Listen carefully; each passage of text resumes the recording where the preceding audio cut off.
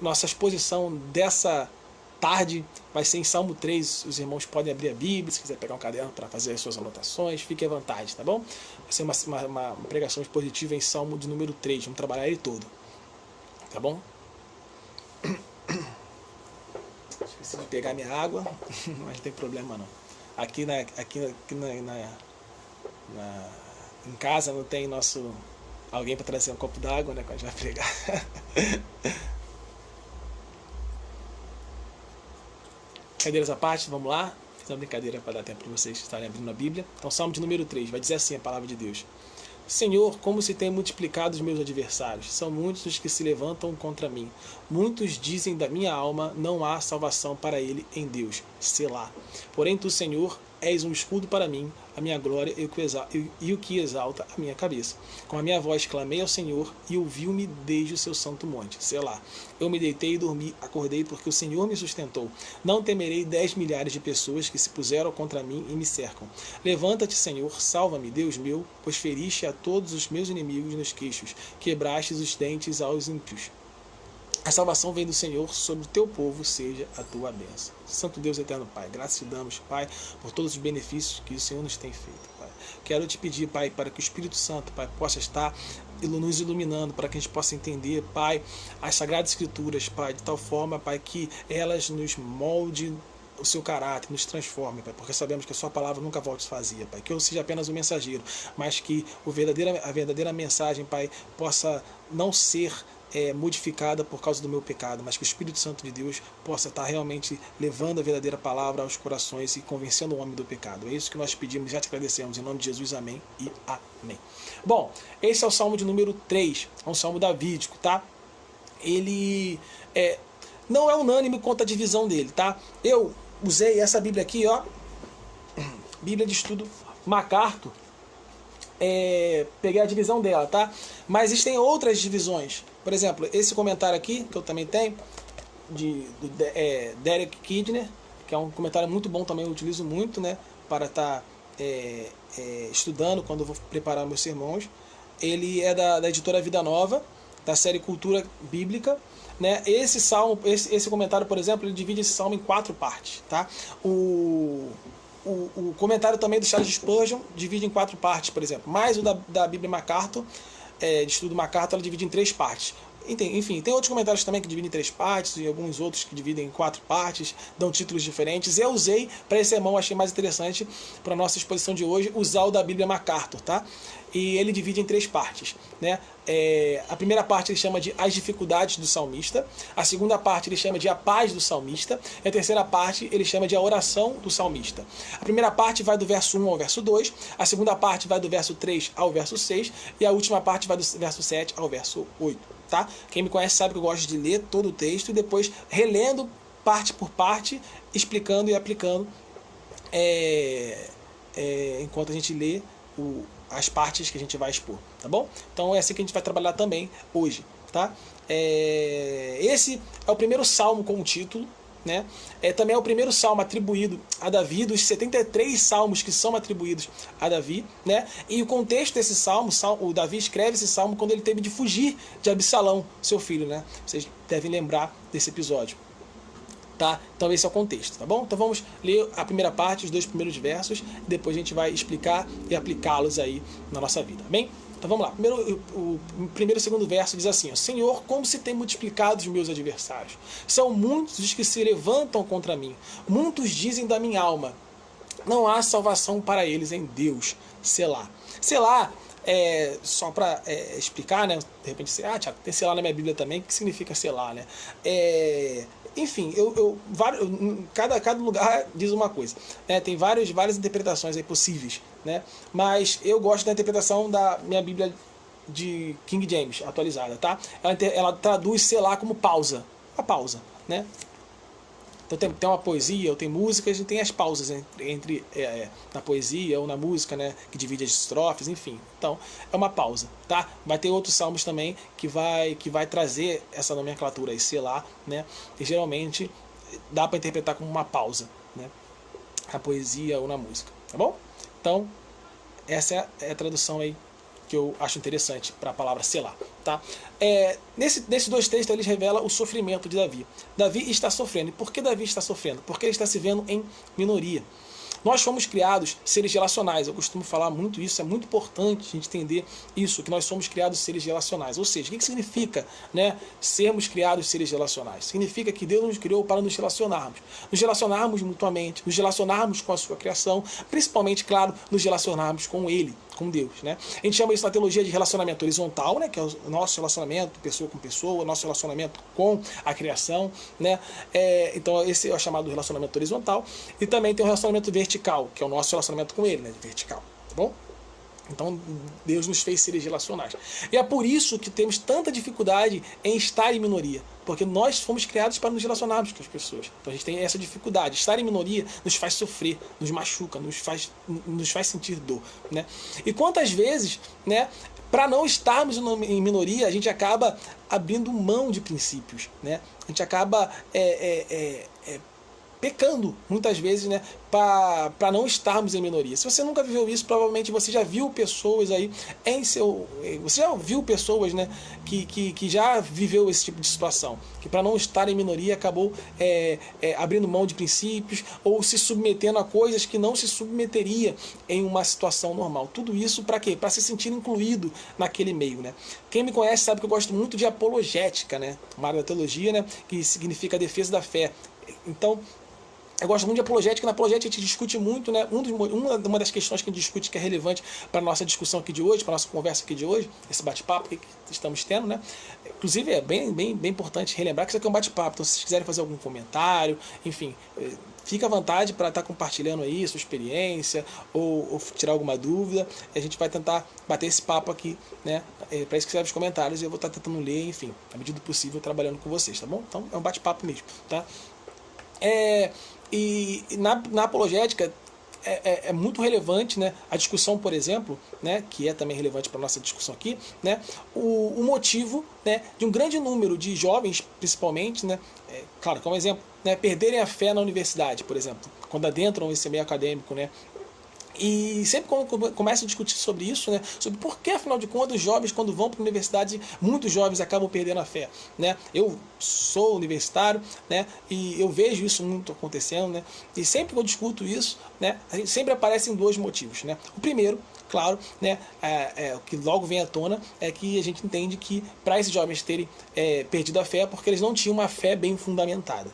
Esse é o primeiro motivo. Mas o segundo motivo que logo vem à tona, né, é que eles se submeteram a esse tipo de situação, eles acabaram perdendo a sua fé. Por quê? Porque eles abriram mão para fazer parte daquele meio. Quando você adentra no ambiente universitário, você fatalmente se deparará com alguns convites, né? Alguns convites para estar em locais inadequados, para fazer coisas inadequadas, e muitas vezes, se você não se submeter, não ceder a esses convites, você vai acabar sendo excluído ali, não se sentindo incluído naquele meio, né? E na universidade, né, principalmente, a gente muitas vezes precisa fazer trabalho em grupo, precisa de ter amigos para ajudar ali, né, na vivência universitária. Então, por causa dessas pressões, né, de nos relacionarmos tanto de nós mesmos quanto da própria universidade, ter amigos ali para te ajudar ali com algumas questões, alguns deveres, algumas matérias que são mais difíceis, ou para fazer trabalhos em grupos, você acaba se submetendo a algumas situações para você poder se sentir incluído naquele meio e poder, né, se beneficiar desse relacionamento nessa jornada universitária. Então as pessoas acabam muitas vezes cedendo a esses convites e acabam perdendo a sua fé, né? Então, o que eu quero dizer com isso, né? Que dói você estar sozinho, né? Dói tanto que muitas vezes você, para não sentir essa dor, você acaba, né, abrindo mão de princípios, né? Submetendo a esse tipo de coisa, né? Para você ver o tamanho da dor, né? Que você acaba tendo caso você esteja sozinho, né? Caso você se sinta só, caso você se sinta em minoria, né? Então vocês imaginam a dor de Davi. Imagine a dor de Davi, né? Se sentindo em minoria, cada vez mais em minoria, né? Porque ele não se via só em minoria. O texto diz que ele via essa minoria diminuindo cada vez mais em relação àqueles que se levantavam contra ele. Ou seja, Davi ele estava se sentindo cada vez mais sozinho, cada vez mais só. Né? E a solidão é algo terrível. Né? A gente tem visto o mal que a solidão faz nos dias de hoje, né? Com as doenças psicológicas que são acarretadas pela solidão, que as pessoas se sentem só, diversos males psicológicos que a gente tem visto nas pessoas por se sentirem só. A solidão é algo muito ruim. Quantas pessoas não vemos sofrendo por se sentir só, né? E ainda por cima, a gente vive em uma sociedade que é cada vez mais individualista, né? Que prega que devemos pensar cada vez mais em nós mesmos. Devemos colocar a gente acima de tudo e acima de todos, né? É essa sociedade que a gente vive. Você provavelmente já ouviu discursos como esse: pense no eu, pense no eu, pense no eu.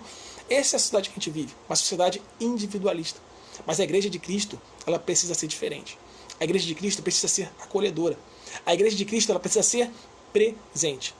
A primeira reflexão que eu quero trazer para os irmãos nessa tarde é: você tem sido presente na vida das pessoas que Deus colocou na sua vida? Você tem sido acolhedor com as pessoas que Deus colocou em sua vida? Você tem sido igreja? Você tem representado a sua igreja? Você tem feito parte da igreja invisível de Cristo? Agindo como parte do corpo de Cristo? Essa é a primeira reflexão que eu quero te trazer para você estar refletindo. Precisamos ser presentes, precisamos ser acolhedores. Esse é o papel da igreja. Segunda reflexão ainda nesse texto é que, quando a gente olha para esse texto, a gente vê que Davi se sentia só, né, como eu falei bastante. E talvez você se identifique com esse sentimento de Davi. Talvez você, assim como Davi, esteja se sentindo sozinho. E se você está se sentindo sozinho, assim como Davi se sentiu, eu quero te deixar um texto. Romanos 11, do verso 1 ao verso 4. Romanos 11, verso 1 ao verso 4. Vai dizer assim a palavra de Deus: digo, pois, porventura rejeitou Deus o seu povo? De modo nenhum, porque também eu sou israelita, da descendência de Abraão, da tribo de Benjamim. Deus não rejeitou o seu povo, porque antes conheceu. Ou não sabeis o que a Escritura diz de Elias, como fala Deus contra Israel, dizendo: Senhor, mataram os teus profetas e derribaram os teus altares, e só eu fiquei, e buscam a minha alma? Mas que lhe diz a resposta divina? Reservei para mim 7.000 homens que não dobraram os joelhos a Baal. Olha que interessante. Elias estava se sentindo sozinho. Ele falou: Senhor, estou sozinho, só sobrou eu. Mas o que Deus fala? Não, você está enganado, Elias. Não só sobrou você. Isso é só impressão sua. É o que você está enxergando. Mas eu reservei para mim 7.000 homens. Eu quero te dizer que, assim como Elias, você também não está sozinho. A igreja de Cristo permanece firme e está do seu lado. Deus preservou a igreja de Cristo e sempre preserva a igreja de Cristo. E ela está presente, ela está viva. E ela te ama. E ela está do seu lado. Ela permanece firme para estar ao seu lado. Então você não está sozinho. Ah, Thiago, mas eu já me relacionei com a igreja e já me desiludi com a igreja. Por quê? Porque eu me frustrei com as pessoas da igreja. Eu participei de várias igrejas, eu fui membro de alguma igreja e não fui bem acolhido, não fui bem aceito. A primeira coisa que você tem que entender é que na teologia a gente divide a igreja em dois tipos: igreja visível e igreja invisível. O que é a igreja visível? A igreja visível é essa igreja que a gente faz parte, igreja local. Dentro da igreja visível existe o joio e existe o trigo, né? Ela vai ser dividida nos últimos dias. Mas quero te dizer que a verdadeira igreja é a igreja visível, né? Que está dentro da igreja visível. A igreja invisível de Deus que eu estou falando. A igreja verdadeira de Deus. Então, primeiro, você faz parte da igreja verdadeira de Deus. Essa é uma reflexão para você que é cristão. E segundo, você que está se sentindo sozinho, lembre-se sempre que existe o joio e o trigo. Se você se deparou com o joio e isso te fez mal, lembre-se que existe o verdadeiro trigo, né? O verdadeiro cristão, a verdadeira igreja. E essa igreja sim está do seu lado, é acolhedora e é presente. Não se sinta só, porque Deus preserva a sua igreja e ela quer se relacionar contigo. Ela quer ter comunhão contigo, assim como ter comunhão com a igreja, com o próprio Deus, né? E principalmente, claro, Deus está com você. Deus, ele jamais desampara os seus. Então nunca se sinta sozinho, porque Deus não desampara os seus. Olha que interessante, Davi, ele foi abandonado pelo povo dele.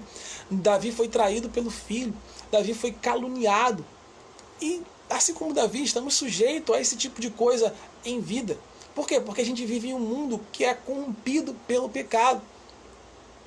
E ser traído pelos nossos, pelas pessoas que a gente confia, pelas pessoas que a gente gosta, é pior ainda, dói muito. Mas eu quero te dizer, ainda que os seus te abandonem, ainda que a sua família, ainda que seus amigos te abandonem, teus amigos, né, te abandonem, Deus jamais te abandona. E a verdadeira igreja de Cristo também não te abandona. Também está contigo, está presente e quer se relacionar contigo. Bom? Então, mas agora a grande questão é, como que Davi, mediante a situação, reagiu? Como que Davi reagiu, como que o salmista reagiu ao momento que ele estava vivendo? A gente vai ver nos próximos 4 versículos, que é a segunda parte da nossa exposição, tá bom? Então vamos ler. Salmo 3, do verso 3 ao verso 6, vai dizer: Porém, tu, Senhor, és um escudo para mim, a minha glória e o que exalta a minha cabeça. Com a minha voz clamei ao Senhor e ouviu-me desde o seu santo monte. Selá. Eu me deitei e dormi, acordei porque o Senhor me sustentou. Não temerei 10 milhares de pessoas que se puseram contra mim e me cercam. Olha só que interessante. A aflição de Davi o levou ao quê? A buscar refúgio em Deus. O que as aflições te levam a fazer? Quero te dizer que a Bíblia diz que no mundo nós teremos o quê? Aflições.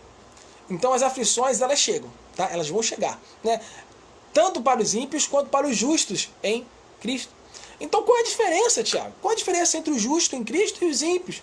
A diferença é como nós agimos mediante as aflições.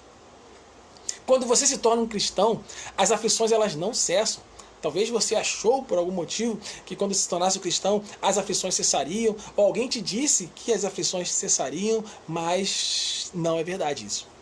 Na verdade, quando nós nos tornamos cristãos, a verdade é que as aflições podem até mesmo piorar em algumas situações.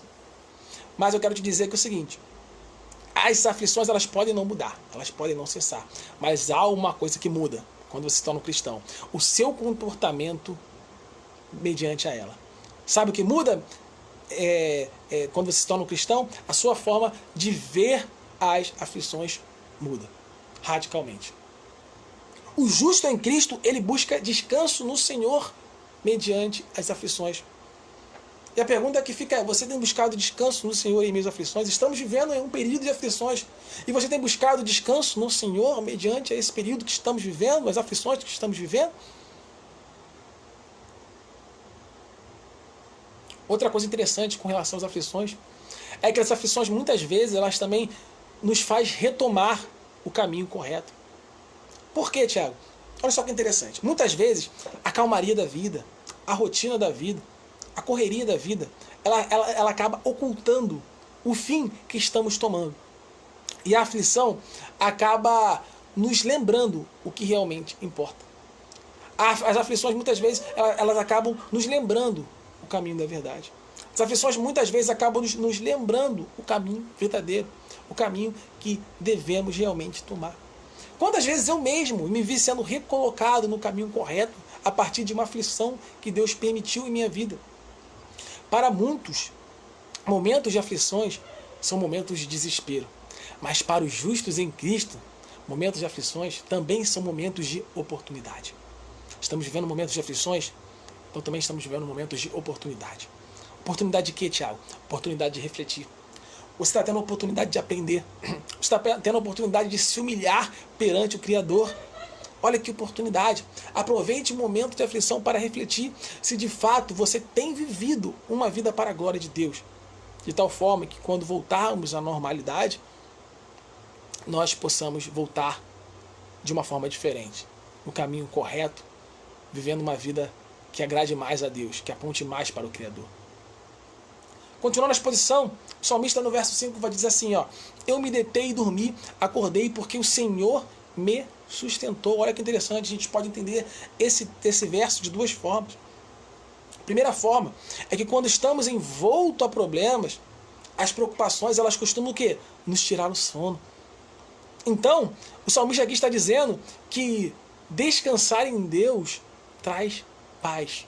De tal forma, traz paz de tal forma que as preocupações, traz paz de tal forma que os medos, elas não nos abalam mais, permitindo assim que você possa dormir em paz. Então, se as preocupações têm te tirado o sono, descanse em Deus e Ele te trará paz. Uma segunda forma de a gente ver esse verso é que o salmista fala que dormiu, mas esse sono ele não foi o sono eterno, ou seja, ele acordou. O salmista aqui não está morto, porque ele não está morto. O salmista aqui está vivo, e por que ele está vivo? Porque Deus o sustentou. Se respiramos, é porque Deus nos sustenta. Se acordamos, é porque Deus nos sustenta. Se temos vida, é porque Deus nos sustenta. Deus é espírito pessoal, perfeitamente bom, que em santo amor guia, governa e sustenta todas as coisas. Agradeçamos a Deus pelo dom da vida. O título dessa segunda parte, né, da exposição, né, como eu falei no início, é A Paz do Salmista. Né? E por que ele dá esse título? Porque esses trechos narram exatamente isso. O descanso do salmista no Senhor. A verdadeira paz, ela não pode ser percebida na calmaria, Tiago. Por quê? Por quê, Tiago? Porque a verdadeira paz é aquela que não se abala em meio ao caos. Então, o momento da aflição, ela acaba sendo um momento ideal para que a gente possa o quê? Analisar se de fato temos uma vida de descanso em Deus. Se temos uma vida de que Deus está no controle. Que a gente depositou nosso coração, nossa vida na mão de Deus para Ele esteja no controle. Deus está no controle de todas as coisas. Mas temos entregado nossa vida nas mãos de Deus e descansado nele para que deixemos Ele governar nossa vida, estar no controle de nossas vidas? Ou queremos tomar o controle a tempo todo? Esse é o momento ideal para que a gente reflita sobre esse tipo de situação. Verificarmos se temos a verdadeira paz dentro de nós. Uma coisa também que é importante nos atentarmos é que a paz que encontramos em Deus, elas não advêm de uma falsa forma de ver a vida. As coisas, elas podem sim ocorrer de uma forma que a gente não gostaria. Mas a paz de Deus nos enche por sabermos que é algo que nos foi garantido na cruz, que vai além dessa vida. E também por sabermos que Deus está no controle de tudo. Para fechar essa segunda parte, no verso 6, revela como foi a postura de Davi após descansar em Deus. Olha como é a postura de Davi no verso 6. Não temerei 10 milhares de pessoas que se puseram contra mim e me cercam. Enquanto nos primeiros versos, Davi se revelava o quê? O salmista se revelava o quê? Abalado mediante as aflições que o cercavam, após descansar em Deus, Davi tem suas forças renovadas. Busque ao Senhor e Ele renovará suas forças. Busque ao Senhor e Ele te dará coragem para enfrentar as aflições. Busque ao Senhor. Vamos para a última parte da nossa exposição, versos 7 e 8. Vai dizer assim: levanta-te, Senhor, salva-me, Deus meu, pois feristes a todos os meus inimigos nos queixos, quebrastes os dentes aos ímpios. A salvação vem do Senhor, sobre o teu povo seja a tua bênção. Selá. Luiz Saião, que é um teólogo famoso aí, especialista do Antigo Testamento, ele costuma brincar, dizendo que esse salmo é o salmo do Mike Tyson. A brincadeira por quê? Porque exatamente por causa desse trecho aí que fala que o salmista pede para Deus ferir os inimigos nos queixos e quebrar o dente dos ímpios, né? Mas brincadeiras à parte, quando Davi, vamos começar a exposição, né? Quando Davi, ele diz, levanta-te, Senhor, ele está convocando Deus para lutar a sua guerra. A verdade é que você não precisa lutar sozinho. Você não precisa enfrentar isso que você está vivendo sozinho.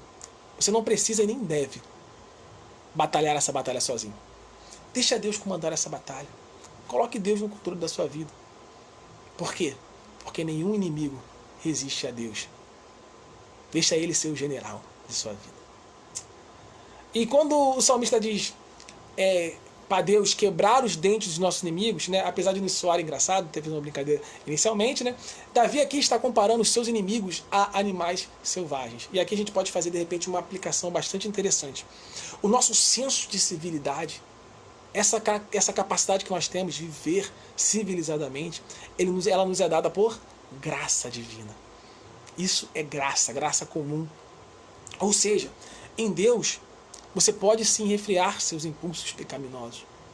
Você não precisa ser refém desses impulsos pecaminosos que você tem sentido tão forte. Nós costumamos ter muitos impulsos pecaminosos. Quer ver alguns exemplos aí bem característicos da nossa sociedade, da nossa sociedade atual, né? Impulsos pecaminosos sexuais, impulsos violentos. Esses impulsos sexuais violentos que nos induzem a pecar com tanta força muitas vezes. Impulsos esses que muitas vezes nos tenta fazermos, nos tenta levar à infidelidade conjugal, nos tenta levar a sermos lascivos ou fornicadores, Muitas vezes esses impulsos pecaminosos ele nos induz a agredir as pessoas fisicamente, nos induz a agredir as pessoas verbalmente. Mas eu quero te dizer que em Deus nós somos capazes sim de resistir a esses impulsos. Muitas vezes nos dá a impressão de que nós somos incapazes de lutar contra esses impulsos, mas isso é uma mentira de Satanás. Eu quero te dizer que Deus ele nos capacita, ele nos capacita a vencer o pecado, a vencer essa luta que você enfrenta. Eu sei que você enfrenta lutas que muitas vezes parecem impossível, né? A gente costuma até brincar que existem pecados de estimação, mas eu quero te dizer que em Deus podemos sim, você pode sim vencer esse pecado, vencer essa batalha. Acredite, em Deus você é capacitado a vencer esses impulsos pecaminosos. Se esses impulsos são fortes em você, se aproxime de Deus, que Ele te dará forças para resistir a esses impulsos e fazer a vontade dEle, que é melhor do que a nossa. Faça a vontade de Deus, que ela é melhor do que a nossa. E quando o salmista fala aqui, continuando, que ele quebra os dentes dos inimigos, ele está dizendo que Deus ele tira o poder dos teus inimigos de te machucar. Sim, ele pode tirar o poder de te machucar fisicamente, ou seja, ele pode te dar livramentos físicos. Mas o principal livramento de Deus ele é espiritual. Ele protege a sua vida espiritual. Ele cria um escudo inabalável. Por quê? Porque em Deus a vida eterna nos é garantida. A verdadeira vida nos é garantida. E essa verdadeira vida não pode ser abalada quando estamos em Deus por qualquer aflição, por qualquer mal, por qualquer enfermidade, por qualquer desafio que a vida venha nos trazer. E essa ideia culmina no último versículo, que diz que do Senhor é a salvação. Do Senhor é a salvação e de mais ninguém. Nós não devemos depositar nossa esperança em nenhum homem. Não devemos depositar nossa esperança em nenhum líder político. Não devemos depositar nossa esperança em nenhum líder eclesiástico.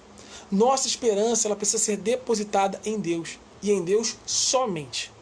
Pois o quê? Pois vivemos em um mundo caído. A Bíblia diz que não há um justo sequer. Somente nele, somente em Deus, encontramos salvação. Por isso que eu faço tanta questão de dizer que somos justos em Cristo. Por quê? Porque nós somos incapazes de sermos justos por nossos próprios méritos. Nós somos justos pelos méritos de Cristo. Somente em Cristo podemos ser salvos. Somente em Cristo podemos alcançar a salvação.